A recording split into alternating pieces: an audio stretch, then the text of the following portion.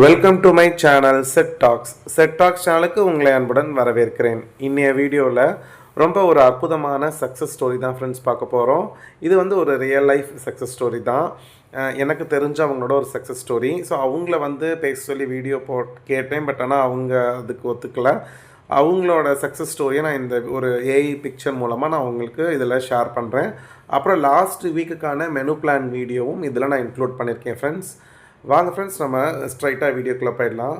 So நமக்கு தெரிஞ்ச ஒரு நண்பர் ஒருத்தர் இருக்காங்க. அவங்க ரொம்ப கஷ்டத்தில் இருந்தாங்க. அவங்களுக்கு வந்து பார்த்திங்கன்னா ஒரு கம்பெனியில் ஒரு என்ன சொல்கிறது, ஒரு ரொம்ப கம்மியான சம்பளத்துக்கு வேலை பார்த்துட்டு இருந்தாங்க. 10th வரைக்கும் தான் படிச்சிருக்கிறதுனால அதுக்கு அந்த மாதிரி தான் சம்பளம் கிடச்சிச்சு. அவருடைய வருமானம் வந்து வீட்டு செலவுக்கு போதுமானதாக இல்லை. வீட்டில் ஒரு பையன் இருக்காங்க, கை குழந்தை தான். ஸோ நல்லா படிக்க வைக்கணும் இந்த மாதிரி ஆசை.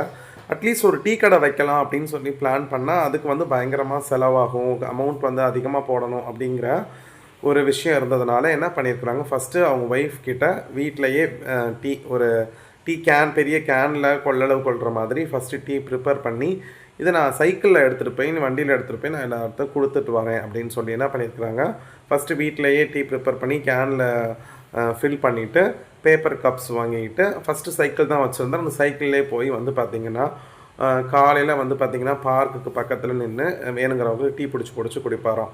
ஸோ அப்போ காலையில் அந்த டீ தீந்துருச்சுன்னா மறுபடியும் போய் வீட்டில் ஃபோன் பண்ணி போட சொல்லிவிட்டு மறுபடி டீ பண்ணதுக்கப்புறம் மறுபடியும் பார்க்கில் கொண்டாந்து வைப்பாராம். ஸோ பார்க்கில் மார்னிங் வாக்கிங் வரவங்க இந்த மாதிரி டீ வேணுங்கிறவங்க டீ குடிச்சுப்பாங்க. அந்த மாதிரி யாரெல்லாம் ரெகுலராக வராங்கன்னொன்னே இங்கே குடிக்க ஆரம்பிச்சிருக்காங்க. ஸோ அதுக்கப்புறம் வந்து பார்த்திங்கன்னா அது மெயினாக வந்து பார்த்திங்கன்னா இந்த கட்டட வேலை நடக்கிற இடத்துக்காக போய் டீ கொடுக்க ஆரம்பிச்சிருக்காரு. ஏன் அப்படின்னா அந்த கட்டட வேலை இருக்கிறவங்க வேலையை விட்டுட்டு வந்து போய் டீயெல்லாம் கடையில் குடிக்க முடியாது. ஸோ அந்த இடத்துக்கே டீ கொண்டு போனால் அவங்க என்ன செய்வாங்கன்னா ஈஸியாக வாங்கி குடிச்சிருப்பாங்க, அவங்களுக்கும் வேலை ஈஸியாக இருக்கும். அப்படிங்கிறதுனால இந்த டெக்னிக் நிறைய பேர் ஃபாலோ பண்ணுவாங்க. ஸோ இவரும் அதே மாதிரி ஃபாலோ பண்ணியிருக்காரு. ஸோ எங்கெங்கெல்லாம் கட்டட வேலை நடக்குதோ அந்தந்த இடத்துக்கெல்லாம் டீ போய் கொடுக்குறது, சப்ளை பண்ணுறது, இந்த மாதிரி பண்ணியிருக்காரு. அங்கேயே போய் நம்ம வேலை பார்க்குற இடத்துல டீ கிடைக்குதுன்னு எல்லாருமே வாங்கி குடிப்பாங்கள்ல, அதே மாதிரி சின்ன சின்ன ஆஃபீஸ்க்கும் போய் கொடுத்துருக்காரு.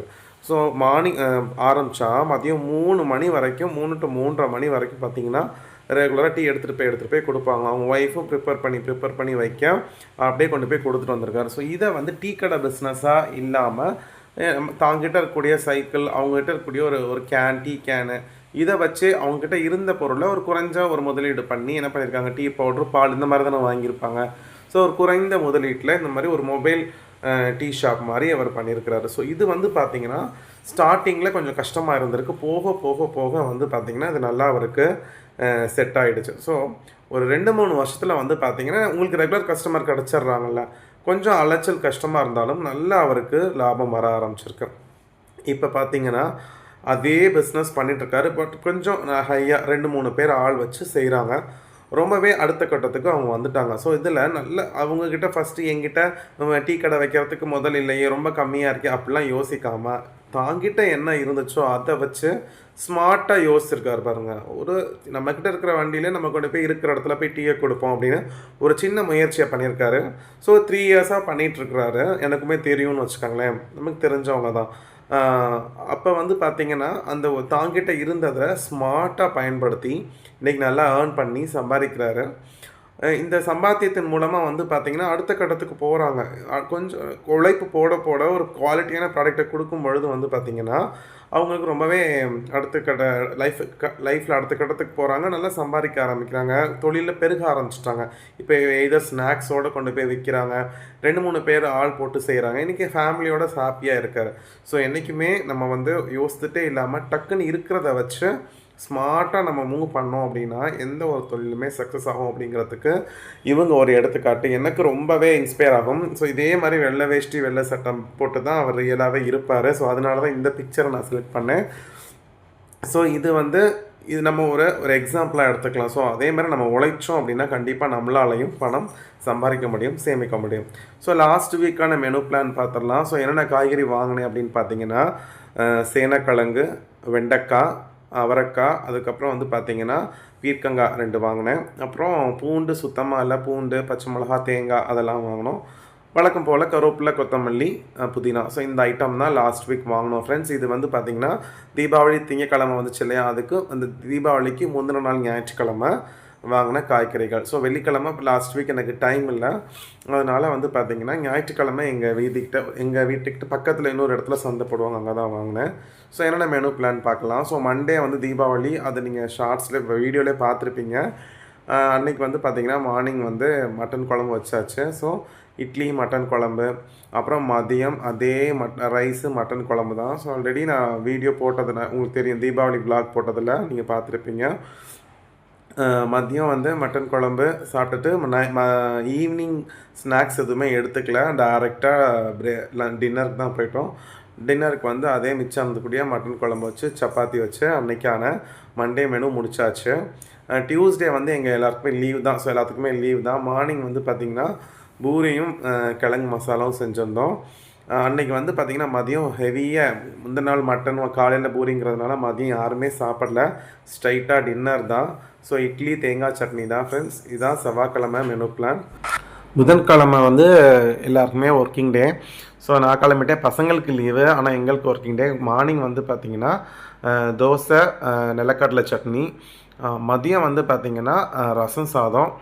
மெயினாக வந்து 2 நாள் நல்லா ஹெவியாக இருந்ததுனால ஓகே ரசம் போயிடலான்னு சொல்லிட்டு ரசம், வெண்டைக்காய் பொரியல்.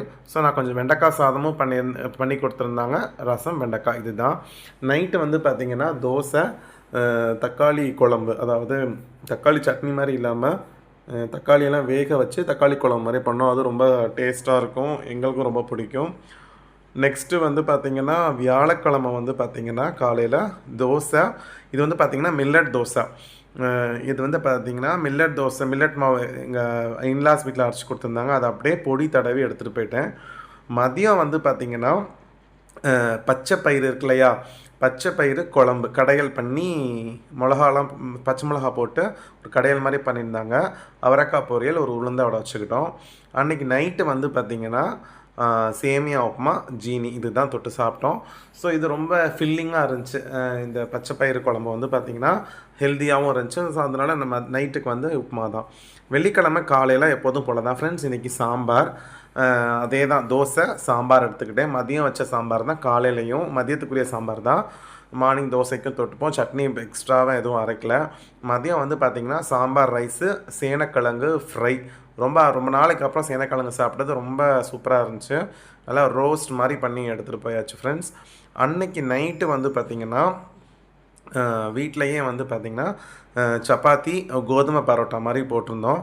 அதை வந்து பார்த்திங்கன்னா சிக்கன் கிரேவி பண்ணோம். கடையில் சிக்கன் வாங்கி வீட்டிலே கிரேவி பண்ணோம். ஸோ இதுதான் லாஸ்ட் வீக்கான மெனு பிளான். நிறைய பேர் இதுக்கு முன்னாடி போட்டிருந்த வீடியோவில் அந்த எப்படி வீட்டிலேயே கோதுமை பரோட்டா போட்டிங்க அப்படின்னு கேட்டிருந்தாங்க. நான் ஷார்ட்ஸாக எடுத்து வச்சுருக்கேன், வேணும்னா சொல்லுங்கள், நான் உங்களுக்கு வந்து ஷார்ட்ஸாக அப்லோட் பண்ணுறேன். இந்த வீடியோ பிடிச்சிருந்துச்சுன்னா மறக்காமல் நம்ம உங்கள் ஃப்ரெண்ட்ஸ் எல்லாருக்கும் ஷேர் பண்ணுங்கள். உங்களோட கமெண்ட்ஸை கமெண்ட் செக்ஷனில் தாங்க ஃப்ரெண்ட்ஸ். அடுத்த வீடியோவில் உங்கள் எல்லாரையும் பார்க்குறேன். Bye friends.